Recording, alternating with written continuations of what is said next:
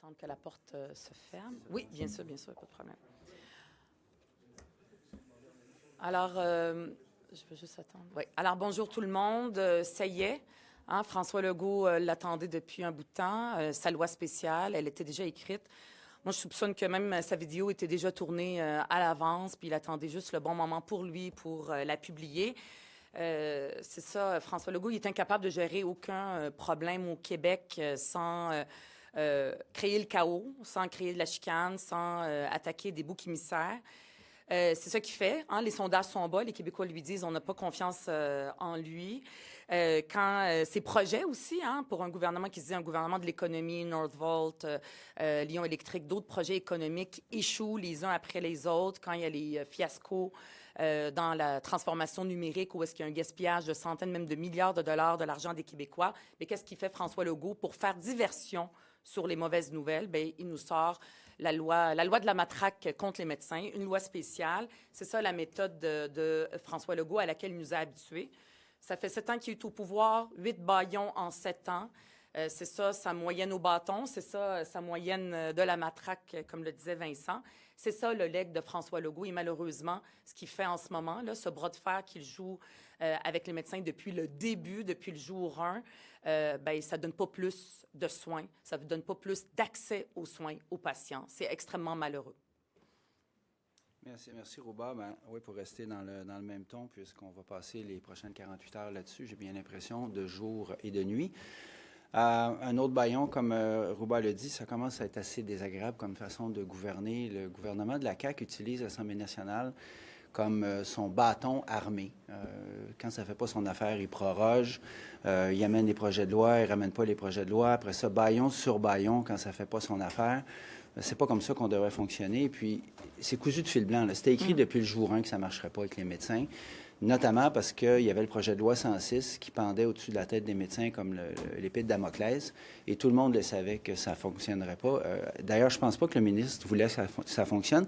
Je vous rappelle que la dernière fois qu'on a parlé du projet de loi 106 en commission parlementaire ici, c'était le 6 juin dernier. On a fait les consultations et on n'est jamais revenu. Le gouvernement avait tout loisir de ramener le projet de loi 106, qui est apparemment prioritaire. Ils ne l'ont jamais ramené. On n'a jamais revu le projet de loi 106. Et la surprise des surprises hier, c'est pas le bâillon, ça, malheureusement, on le voyait venir, le gros comme un train, mais que tout d'un coup, le ministre de la Santé nous dit « J'ai trouvé plein d'argent. Regardez comme je suis généreux, regardez comme je suis magnanime envers les médecins. J'ai trouvé plein d'argent pour engager 500 professionnels de la santé dans des GMF au cours des 2 prochaines années. Donc, ça fait 1000 nouvelles ressources dans les GMF. Puis, j'ai trouvé 100 millions par année fois 4, 400 millions pour faire plus d'opérations dans nos salles d'opération. Mais bon sang, il était où cet argent-là? Le ministre avait cet argent-là en dessous de son matelas, puis il ne nous l'avait pas dit. Le milieu crie famine, le réseau crie famine depuis des années. C'est ça que les médecins, que la population demande, notamment de faire rouler davantage nos salles d'op. Et là, tout d'un coup, le ministre, Eureka, ah ben excusez-moi, finalement, j'avais une petite caisse, là, j'avais comme 500-600 millions là-dedans. Est-ce qu'il y en a d'autres argent? Est-ce qu'on peut le savoir? Puis pourquoi ne l'a-t-il pas dit? Surtout, pourquoi ne l'a-t-il pas investi avant?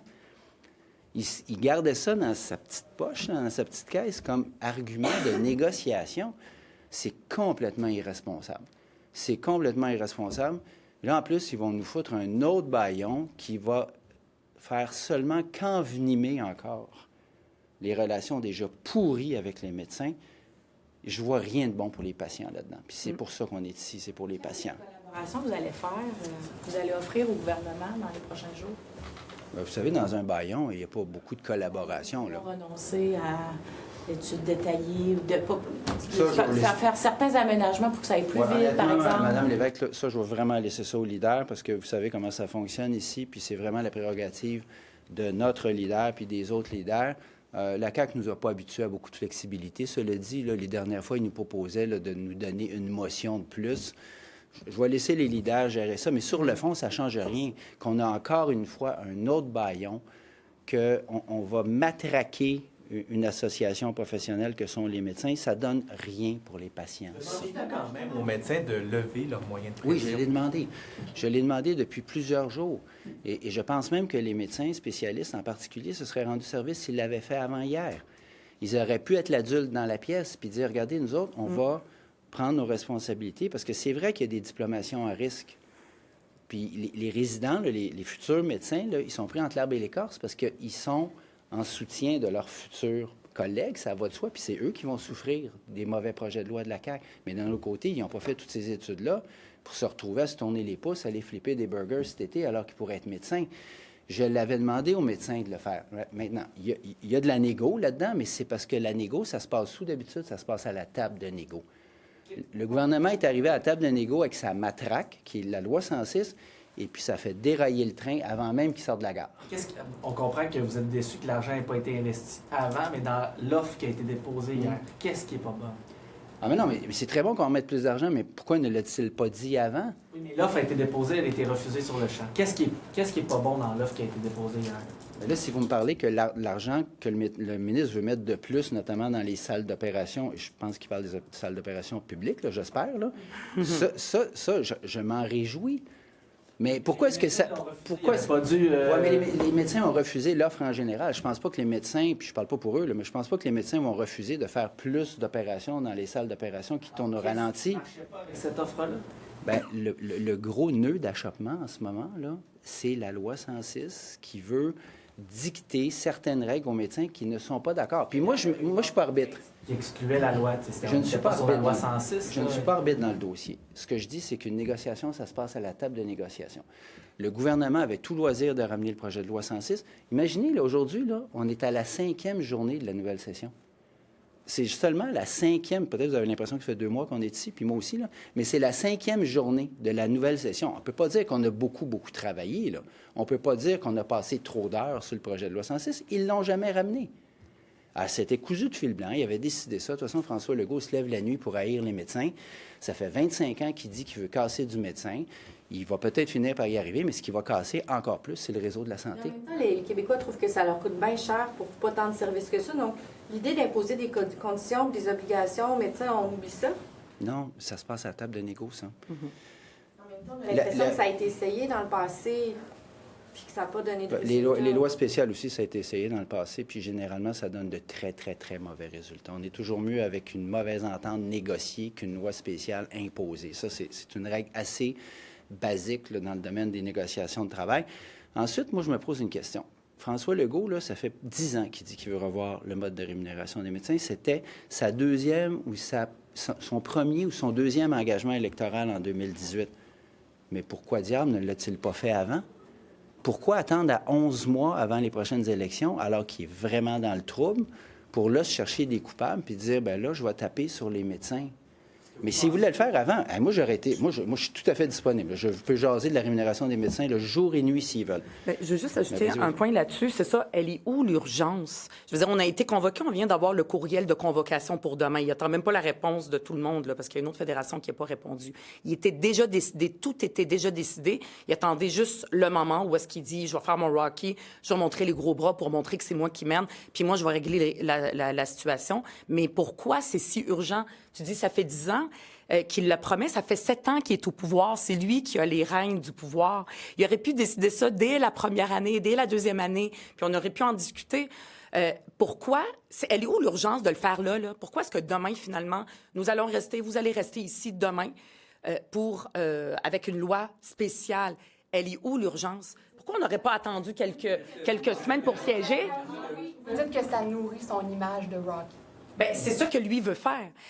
Lui, son objectif, en ce moment, la façon qu'il fonctionne, c'est pas de régler les problèmes complexes de notre système de santé. Lui, son objectif, c'est de montrer qu'il est tough, puis c'est lui qui tient tête encore plus que les autres ministres ou les autres premiers ministres devant le lobby des médecins. C'est ça qu'il veut montrer. Est-ce que ça va donner plus de soins? La réponse, c'est non. Maintenant, pourquoi est-ce qu'on ne s'assoit pas autour de la table puis qu'on en discute? Oui, il y a pas de problème. Après la loi spéciale, vous pensez qu'au niveau des soins à la population, ça va être pire?